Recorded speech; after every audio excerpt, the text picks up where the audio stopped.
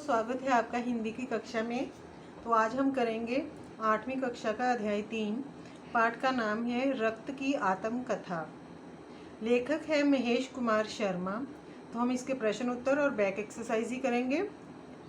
प्रश्न नंबर 1 है, रक्त के कितने अंग होते हैं? उनके नाम लिखें। उत्तर है, रक्त के 4 अंग होते हैं। प्लाज्मा लाल रक्त, कोशिकाएं सफ़ेद रक्त कणिकाएं और प्लेटलेट्स। प्रश्न नंबर 2, लाल कोशिकाओं का रंग किस पदार्थ के कारण लाल होता है? उत्तर है, लाल कोशिकाएं हीमोग्लोबिन के कारण लाल होती हैं। प्रश्न नंबर 3, हीमोग्लोबिन किस किस तत्व का बना होता है? उत्तर है बच्चों, हीमोग्लोबिन लोहे और प्रोटीन से बना होता है। ठीक है बच्चों। प्रश्न नंबर 4, लाल कोशिकाओं का मुख्य कार्य क्या होता है? उत्तर है, लाल कोशिकाएं फेफड़ों में ऑक्सीजन को शरीर के अंगों तक तथा कार्बन डाइऑक्साइड को शरीर से बाहर फेंकाती हैं। प्रश्न नंबर 5, लाल कोशिकाओं का विकास कहाँ पर होता है? उत्तर है, लाल कोशिकाओं का विकास बोन मैरो में होता है।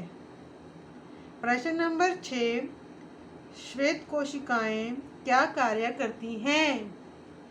उत्तर, श्वेत कोशिकाएं बाहरी रोगाणुओं से लड़कर शरीर को स्वस्थ रखती हैं।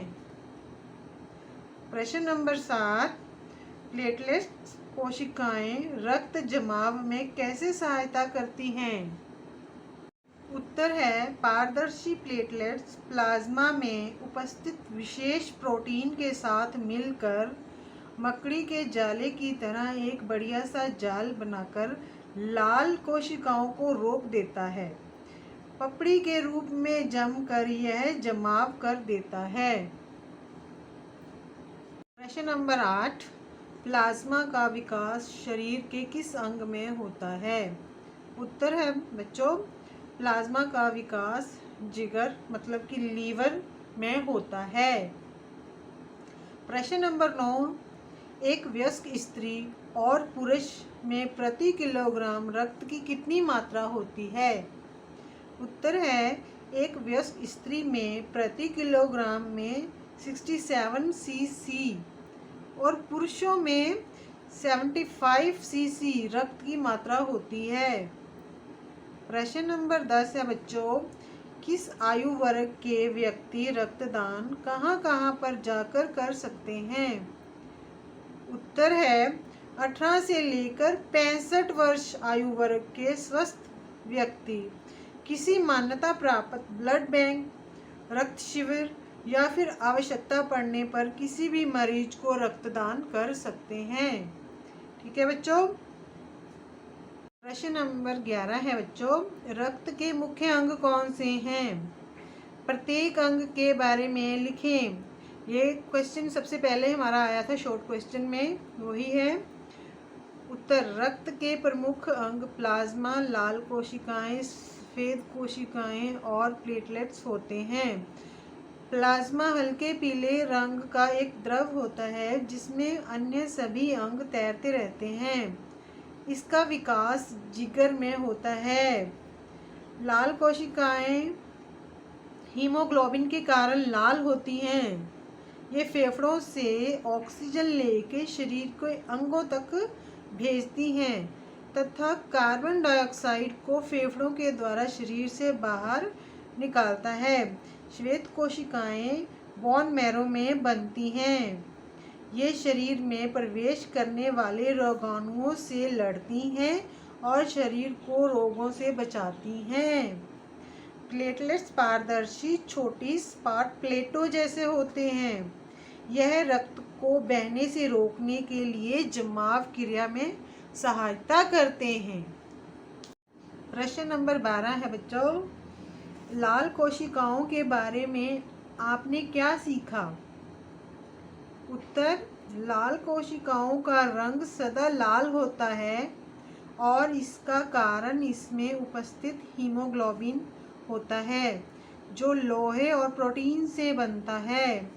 लाल कोशिकाओं की बनावट दोनों ओर से दबी हुई बालूशाही जैसी होती है।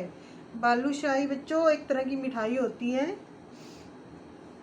तो उसके जैसी होती है ये लाल कोशिकाएं। किसी वयस्क पुरुष में रक्त की एक बूंद में इनकी संख्या लगभग 50 लाख तक होती है, लेकिन स्त्रियों और बच्चों में इनकी संख्या इससे भिन्न होती है। लाल कोशिकाएं दिन रात काम करती हैं और फेफड़ों से ऑक्सीजन लेकर शरीर के सभी अंगों तक पहुंचाती हैं। ये ही कार्बन डाइऑक्साइड को फेफड़ों के माध्यम से शरीर से बाहर निकालती हैं। लाल कोशिकाएं बोन मैरो में बनती हैं और इनकी आयु 4 महीने की होती है। ठीक है बच्चों। प्रश्न नंबर 13, श्वेत कोशिकाओं के बारे में आपने क्या सीखा?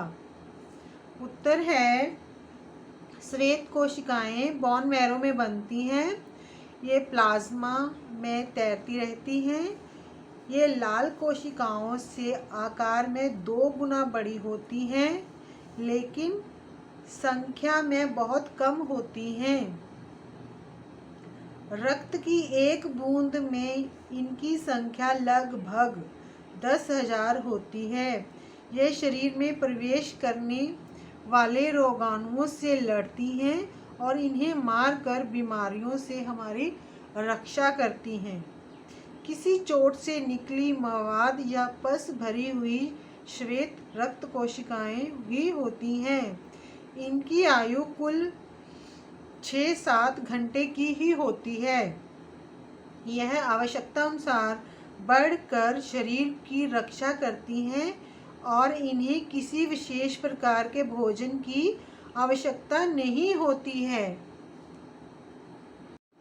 प्रश्न नंबर 14, प्लेटलेट्स की क्या भूमिका है?